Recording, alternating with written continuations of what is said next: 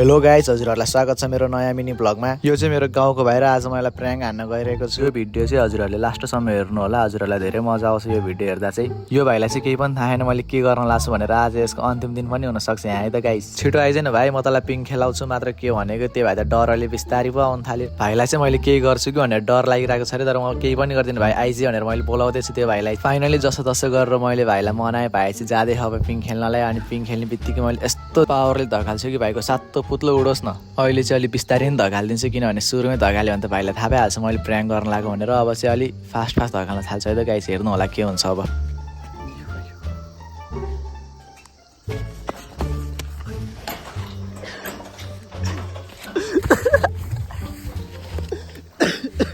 Prank सक्छ कस्तो लाग्दैन मेरो प्र्याङ्क भाइ तँलाई? तर त्यस्तै गर्छ भने लाग्थ्यो कि मुला झन्डै त्यहाँ झन्डै टाउको फुटेन।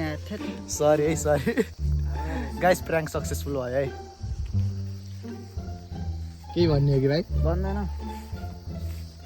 हजुरहरूलाई चाहिँ कस्तो लाग्यो यो भिडियो कमेन्ट गरिदिनु होला। बिचरा मेरो भाइ चाहिँ रिसाइराख मसँग, नदेखा मलाई क्यामेरामा भनेर त्यही पनि म देखाउँछु लास्टचोटि। आजको लागि यति नै। अब हजुरहरूलाई फेरि यस्तै भ्लग चाहिन्छ भने कमेन्ट गरिदिनु होला। यो भ्लग कस्तो लाग्यो त्यो पनि कमेन्ट गरिदिनु होला। हस् त, धन्यवाद।